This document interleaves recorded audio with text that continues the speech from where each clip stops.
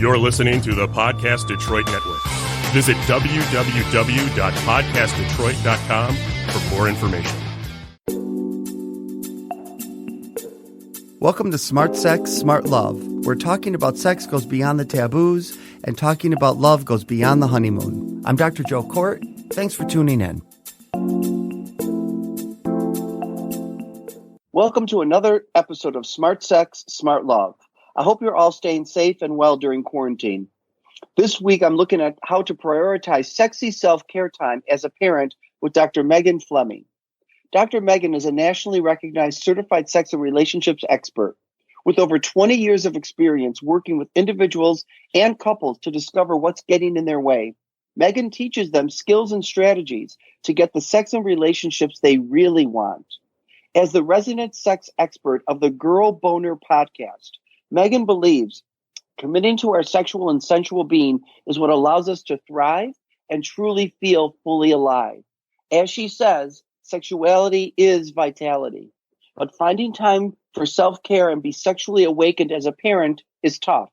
So let's talk about how parents can prioritize themselves more. Welcome, Megan. Joe, it's so great to be here. Thanks for having me. Oh, and it's so timely too. I mean, we were having you anyways. You've been booked for months, and now we're in quarantine with COVID, and people are asking, what do we do with the kids or about the kids, and how to handle all that? And I wonder if you could start with that, since that's where we're at right now. Sure. I mean, I think, and we'll certainly get into that. I think self-care is challenging even under the best of times. And these are sort of unprecedented times. And so, first of all, I think it starts with self-compassion, right? That it can be just physically and emotionally exhausting because we're juggling, in some ways, the same roles, but all those roles at the same time. You know, for parents who are now working at home, also trying to navigate their kids' schedules. And for some, like with younger children, sort of homeschooling takes it to a whole nother level because those kids don't yet have the skills and the technology that the teachers are counting on the parents to help out with. So I think the first thing for people to do is to, give themselves a big pat on the back, recognizing that these really are demanding times. But as I say that, now more than ever, we sort of say self-care is non-negotiable. There's a reason they tell you to put the oxygen mask on yourself first on an airplane. I love that one. Exactly. The biggest message for anybody listening is it may at times feel counterintuitive because we all have a way of putting our kids first or putting ourselves last or at the end of our to-do list that, often never get done. But the reality is when we resource ourselves, right, when we take time for that self-care, we actually have more to give. That's awesome. And so there's these memes going around on Facebook, right, where these homeschooling, that one kid was expelled from school and the teacher was fired for drinking on the job. And it's a joke because it's the mother and of the kids. What are parents saying about all this? How is it impacting them? Well, I think, I see, we often see different reactions. So some of the reactions that I see are just the overwhelm. I've had a client who has gone upstate and her daughter is at a Montessori school, and the parent, because of her own anxiety, was recognizing that her daughter was picking up on that. And so she was just finding that she needed to take a break from school. Others are finding that it's an opportunity to be more acquainted, right, with what their kids are learning, and they're becoming more engaged. So I think the reactions are really individual and different, but the most important thing I can say is we are all our own experts. So check in with yourself and realizing, like in the case of my client with her level of anxiety, it was having a negative impact on her daughter, such that she needed to create a kind of pattern interrupt, right? And not just continue to dig in and do the same old thing that wasn't working. I think we just have to take a step back and look at what feels like it is and isn't working. And also, where can we ask for help? Whether it's our partner, maybe you have an older child, maybe it's a cousin or an aunt or uncle or somebody. The great thing about our technology is we can reach out to family and friends and connect. So I think it's really important that people know how to reach out and ask for help. Yeah, is that so? I was going to ask you, why is self-care so challenging for parents? Is that one of the reasons? Yeah, I mean, I think one is we're sort of raised in a very, at least in the U.S., a very individualistic, culture that values our independence. That being said, I also think that is often for women, but even so for men, we're sort of, prizing the role of caretaker. And, often the idea of self-care is considered selfish, right? And it's really to distinguish the fact that it's the opposite. It's really when we take that time that everybody benefits. Because when we're running on empty, we all know this in our nervous system, right? We're going to be coming from a more reactive, I could sort of call it, worst or not best part of self, right? And so this is why, even though it's challenging, it's non-negotiable, because when we don't take care of ourselves, we don't have the access to the best parts of ourselves to do the work that we want to be doing. This is such good information, even if it's not about parenting, like even as a therapist, right? I think and just as a partner to my own husband, that we need to be able to take care of ourselves first. I love that. I love that you use the airplane, because I think, I don't know why someone hasn't written a book with the name, Put Your Mask On First Before Assisting Others. It's a great idea. It's an understanding that we can only help others if we take care of ourselves. And that's what you're saying. Absolutely. In fact, we sort of know it's sort of the antidote to burnout. Emily and Amanda Nagoski, their book Burnout talks about how when we don't take care of ourselves, that stress cycle really leads to disease and burnout. And so I think it's imperative that we see the prevention piece. And again, as therapists, the other thing that's also very real is compassion fatigue. And so when you're not nurturing yourself or taking care of yourself, you're really putting yourself in some ways, then ultimately your clients at risk, because, we're only human. Yeah, it's so true. Say the name of that book again, because I want to get it. It's called Burnout by Emily Nagoski, who wrote Come As You Are. She wrote this book with her sister, Amanda. Oh, I didn't even know that. Oh, yeah. It's fantastic. Okay, that's great. Can you talk about generational patterns of neglect that get to stop with you? Yeah, I mean, I think that we all have an opportunity to recognize, again, I'm not sure how each of us was raised because we all did or didn't get certain things, but it's not uncommon if you didn't have a role model, right, for a mother or father who had good self-care or had a work-life balance, that chances are, even though they were well-intentioned, you may have experienced some neglect and may not be really good at or had a good role model knowing how to take care of yourself. And so I love this idea that, with any of these generational patterns that are unhealthy, like, alcoholism and in this case, self-neglect or not taking good care of oneself, you get to sort of say the buck stops here, right? And it's an opportunity to change that it no longer gets handed down, but also you get to model for your own children that level of self-care that you want them to have for themselves and to instill in their families. Right. And I didn't ask that question well. So I think what you're saying is there are generational patterns of neglect that get to stop with you. And you're speaking my language as a therapist, because most people are looking back at what happened, abuse, in some way, or physical abuse, verbal abuse, but nobody really is looking at what didn't happen, the neglect, what should have happened. And that's what you're talking about. Absolutely. And that when because again, your parents could be incredibly busy, had, 5 kids, under the age of 4 or something like that, they were probably doing, as we often are, the best that they can, but that it doesn't change your childhood experience, right? That the feeling of neglect or how it can impact self-esteem, self-confidence. And, when you don't have a good sense of your own self-worth, these are things that I find then is an additional challenge to knowing how to do self-care, much less prioritize it. Yes. And can you also talk about, I know you speak a lot about the intersection of self-care and pleasure. What do you mean by that?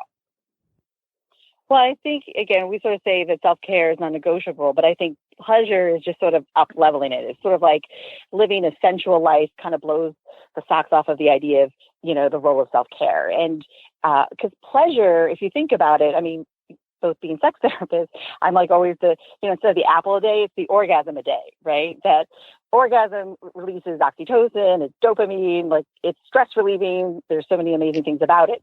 And so again, when we focus on big and small things that give us pleasure, everything from, enjoying the sun soaking on your skin to savoring your favorite piece of chocolate. These are practices that really recharge and refuel us. And I think, again, through the pleasure aspect, it really connects us to our sense of vitality. I love that you're including, and of course you would because you're a sex therapist, but you're including the sexual pleasure, because a lot of people don't talk about that as a form of rejuvenating themselves as a parent, right?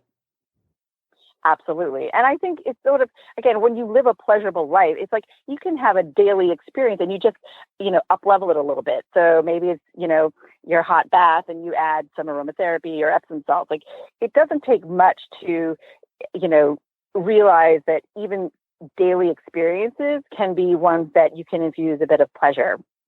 And I think, again, when it comes to, as sex therapists and sexuality, when we're I sort of say it's like keeping your inner sexy pilot light on, right? When we can simmer, right, in our sense of sensuality or pleasure, it's no longer necessarily thinking about how to get turned on for sex, because you're already living a turned on life. Your inner sexy, what did you call it? Pilot light. Your I inner love sexy that. Pilot light. I love that. Perfect. So given that, can you talk about your free 9-day pleasure challenge? I'm sure it includes some of that. Sure. So anybody who's interested in my 9-day pleasure challenge, you can go to my website, which is greatlifegreatsex.com, and it's /pleasure. And it really is sort of 9 days. It's an email that is each day, with sort of simple, practical, sort of their pleasure prompts. And it's this idea that prioritizing pleasure every day. And, it doesn't take a lot of time. It doesn't cost a lot of money. And if there's one thing I've seen doing this 20 years, so many people have blocks, right, to knowing how to receive pleasure or allowing pleasure. And so this is a great challenge for anybody who definitely wants to welcome more pleasure in their life. I am definitely going to do that because, for me, I just think we all need it, especially as therapists, especially around COVID, this quarantine time, that, just finding little ways to pleasure yourself, not just sexually, but anyway, is important. And what I also love about this whole thing you're talking about is, in the sex, in psychotherapy world, it's all about sexual abuse, sexual acting out, sexual trauma. And we don't talk about pleasure. And you're not afraid to talk about it, are you? Absolutely not. Because again, I think it's a piece that's missing. And, it's interesting because especially in this time of COVID, I was on another podcast, which is coming out about pleasure, and it's launching. And, she's wondering, is this a time? And Esther Perel has actually got her series going on right now, The Art of Us. And her last week is there room for pleasure in the midst of crisis, which I think is just perfect because, again, we're all in that discussion and recognizing that even, and in my mind, especially in the midst of a crisis, pleasure really is, it's a pleasure principle, right? That we absolutely need to be prioritizing because it really is sort of the ultimate self-care. Yeah, and I think what happens is hard. I'm hearing people, and I'm struggling with it, is so much pleasure to comfort yourself, but doing it in a way that doesn't harm yourself, like gaining too much weight or drinking too much or whatever, right? I mean, those are hard balances. Absolutely. But I think it's interesting as you say that, because often when we think about pleasure, we tend to go to the hedonistic side, right? Oh, yeah. Whether it's sexual or eating or drinking, sort of this excess, right? And so, again, I think these are how culturally it's almost like there's shame, just as it is around sex, but also around pleasure, that it doesn't equal hedonistic, right? It can be, as I said, enjoying the sunset or, savoring your favorite glass of wine. Thank you for catching that. That's so good. That's so important. I never thought about those two things being fused in our culture, but they are. What can you speak to what your thoughts are? Why we're beginning to see more focus on pleasure?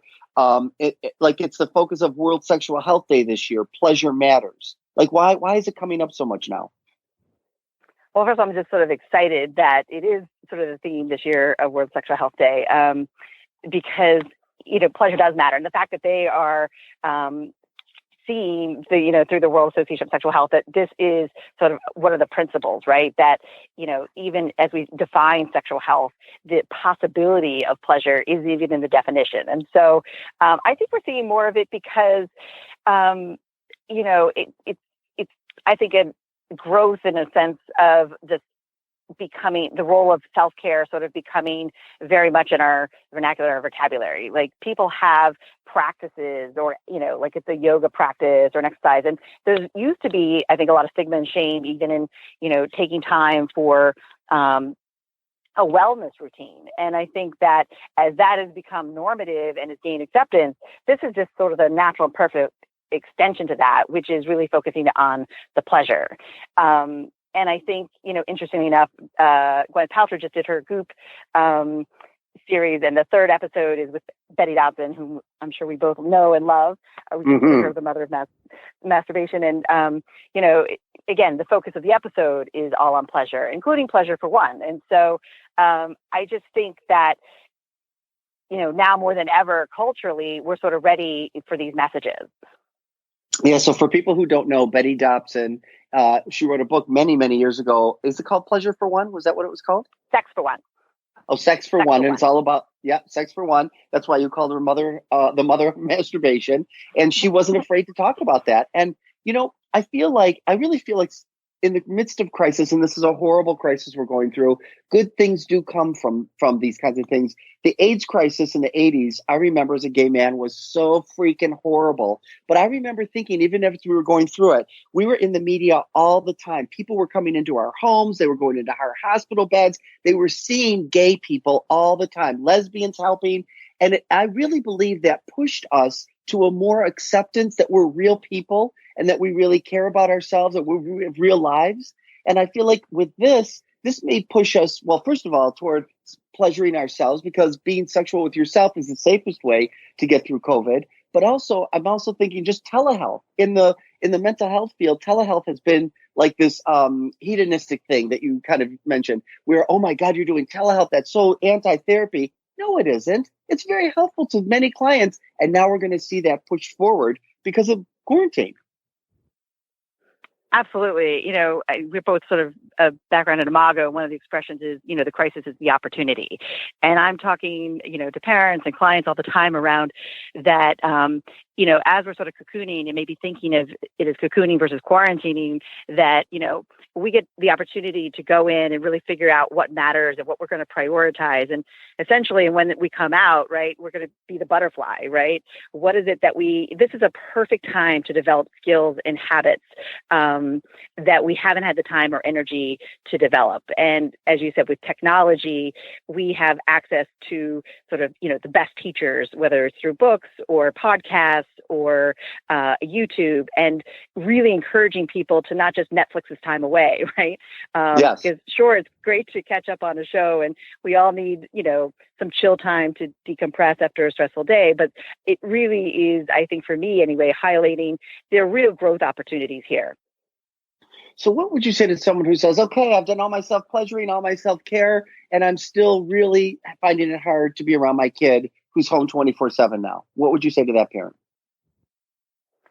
Well, I would say that, first of all, it's great that they have already done what they feel like, they prioritize all those things. But I think they have to be honest with themselves. And if that's the case, listen, I don't know, I'm still in New York City. And so we're all, it's an apartment, one floor. So fortunately, there are different rooms. But, many people at least have different rooms or different floors. And I think really this is an incredibly important piece, which is schedules and structure, And so whether your child has some time they're FaceTiming with friends, or again, it's the homeschooling piece, but there really should be breaks that you're not really on top of each other 24/7, because understandably, even with our partners, right? Sometimes, we need some space and distance. And that's part of the recharging, actually. And so I think part of it is recognizing with realistic expectations, it kind of makes sense if you're 24/7, something about that isn't working, that becomes the red flag. You need to pivot. And then you really get to decide, and working depending on the age of your children, whether you need to be collaborative with them or just more directive, being the parent that we're going to make the shift in the schedule and we're going to experiment and see how it works for everybody. That makes sense. A lot of sense. Dr. Megan, what else would you add that we haven't talked about that you want to make sure people hear in terms of sexy self-care time and being a parent? Well, again, going back to what we said, I think it's that even in a time of crisis, because some people might feel that, when this is over, then I'll take care of myself. We sort of call it the when then. It's to realize, there is no time like the present. And as we said earlier, it is really about putting the oxygen mask on yourself so that you really do have more to give. And I think that when and if any parent listening is struggling with that, whether because of shame or guilt or overwhelm, as you said, is a perfect time to be reaching out for help, whether it's help on the domestic front and getting, a little bit hands-on through a partner or online family and friends, but also from a mental health perspective, if anybody is struggling or challenged, right, to see the value or prioritize it. Because again, that's the role of my 9-day pleasure challenge. If you actually do the work, you will feel the difference, and it will be self-reinforcing. It'll be the thing you, of course, want to do. But you first have to, how many times do people say, I'm going to diet, or they make a decision, okay, I'm going to prioritize pleasure, self-care, and they don't do it, right? So it's really to highlight there's a difference between making a decision and really being committed. And so I know when people are committed, they will absolutely feel the value of doing this work for themselves and how it enhances their lives and their relationships. But as I said, when if anybody's struggling for whatever reason, because there are many reasons that always make complete sense, it's to realize there is mental health resources available. Well, I love that you offer this pathway. I'm going to I'm going to go to it as soon as we hang up. greatlifegreatsex.com/pleasure. How else can other people find you? Well, again, that is my website, so you can learn more about me and maybe how to work with me, as well as every week there's August McLaughlin has the Girl Boner podcast.